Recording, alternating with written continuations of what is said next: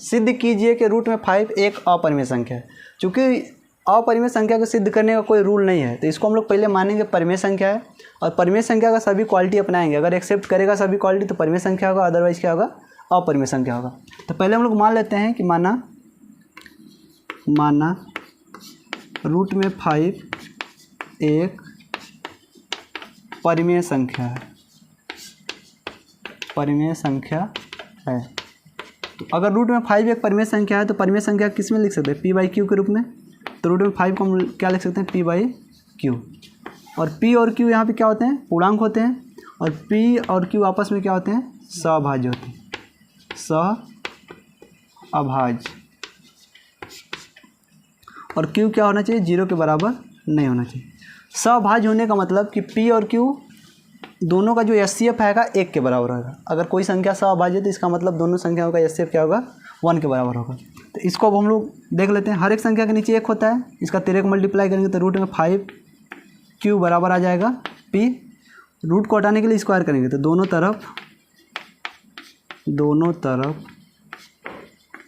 वर्ग करने पर, जब दोनों तरफ वर्ग करेंगे तो इधर क्या आ जाएगा, रूट में 5q का होल स्क्वायर बराबर क्या आ जाएगा, p स्क्वायर। 5 रूट में 5q का स्क्वायर करेंगे तो क्या आ जाएगा, 5q स्क्वायर बराबर क्या आ जाएगा, p स्क्वायर। यहाँ से स्पष्ट हो रहा है, अगर 5 को नीचे ले जाएंगे तो क्या आ जाएगा, p स्क्वायर अपन में 5 आएगा। अगर q स्क्वायर बराबर क्या आ जाएगा, p स्क्वायर अपन में 5। कहने का मतलब है p स्क्वायर 5 से विभाजित है। अगर p स्क्वायर 5 से विभाजित है, p स्क्वायर 5 से विभाजित है, समीकरण 1 से पता चल रहा है। तो p स्क्वायर अगर 5 से विभाजित है तो p भी क्या होगा, p 5 से क्या होगा, विभाजित होगा। p भी क्या होगा, 5 से विभाजित होगा। कहने का मतलब है अगर मान लीजिए यहाँ पे कोई संख्या है, मान लीजिए 5 का स्क्वायर है, वो 5 से विभाजित हो रहा है, तो 5 का स्क्वायर क्या होगा, 25/5। तो ये 5 से विभाजित होगा, 5 आएगा। अगर स्क्वायर हटा देंगे केवल 5 लेंगे तो ये भी तो 5 से 5 कटेगा, एक बार में कटेगा। तो यही हम बस यहाँ पे समझने का मतलब है कि p स्क्वायर अगर 5 से विभाजित है तो p भी क्या होगा, 5 से विभाजित होगा। मतलब अगर उसका स्क्वायर भी हटा देंगे तो क्या होगा, वो भी उसी संख्या से विभाजित होगा। आगे देख लेते हैं। अब हम लोग क्या करेंगे, p का मान हम लोग 5m के बराबर मानेंगे। p का मान 5m क्यों माने, क्योंकि p 5 से विभाजित है, इसलिए इसका हम लोग क्या किए हैं, 5 का मल्टीप्लिकेशन करके कोई कांस्टेंट ले लिए हैं। तो यहाँ पे 5m ही क्यों लिया गया है, क्योंकि p 5 से विभाजित है इसलिए 5m लिए हैं। अगर यहाँ पे रूट में 2 दिया होता तो 2m लेते, अगर रूट में 3 दिया होता तो यहाँ पे क्या लेते, 3m। तो ये p बराबर हम लोग क्या मान लिए, 5m। अब लिखेंगे p का मान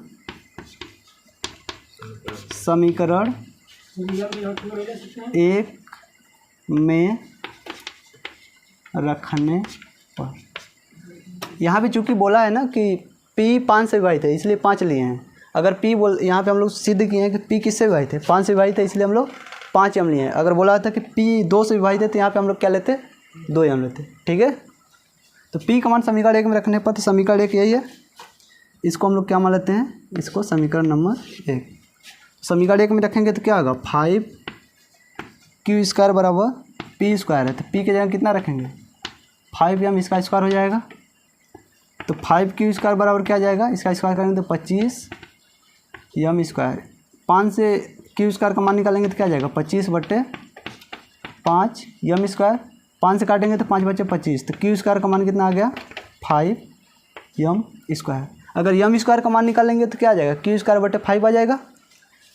इसको समीकरण नंबर 2 मान लेते हैं। अगर m स्क्वायर का मान निकालेंगे तो q स्क्वायर बटे 5 आ जाएगा। इसका मतलब q स्क्वायर किससे विभाजित है, 5 से विभाजित है, और q स्क्वायर 5 से विभाजित है तो q भी क्या होगा, 5 से विभाजित होगा।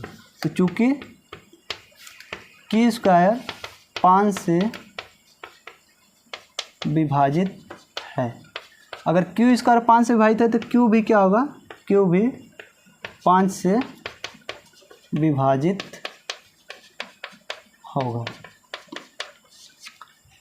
चूँकि हम लोग समीकरण नंबर 1 और समीकरण नंबर 2 से स्पष्ट होता है कि p 5 से विभाजित है और q भी क्या है, 5 से विभाजित है, अतः इन दोनों का HCF किसके बराबर आ जाएगा, 5 के बराबर आ जाएगा। लेकिन हम लोग माने क्या थे कि दोनों जो रूट में 5 है बराबर p अपन में q, और p और q क्या है, सहअभाज्य। मतलब दोनों का एचसीएफ 1 के बराबर ना चाहिए, लेकिन इन दोनों कंडीशन से समीकरण 1 और समीकरण 2 से पता चल रहा है कि दोनों का एचसीएफ 5 के बराबर है। अतः हम लोग बोल सकते हैं दोनों का एचसीएफ किसके बराबर है, 5 के बराबर है। दोनों का एचसीएफ किसके बराबर है, 5 के बराबर है। तो हम लोग क्या लिखेंगे, दोनों का एचसीएफ 5 के बराबर है, तो हम लोग बोल सकते हैं कि जो हम लोग कल्पना किए थे, जो माने थे वो क्या है, गलत है। अतः रूट में 5 क्या है, एक अपरिमेय संख्या है। तो हम लोग दोनों क्या है, 5 से विभाजित है।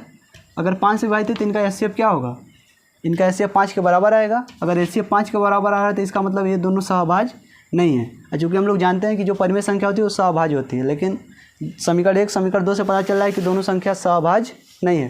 तो ये क्यों ऐसा गलत क्यों आया है, क्योंकि हम लोग गलत माने ही थे। तो ये हम लोग किस कारण आया है, यह हम लोगों की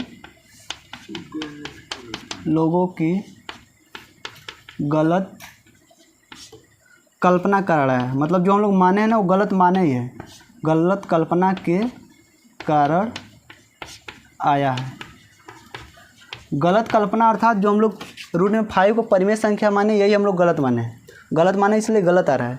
तो अतः हम लोग का क्या प्रूफ होता है, अतः रूट में 5 क्या है, एक रूट में 5 एक अपरिमेय संख्या है, अपरिमेय संख्या है। Okay, note it.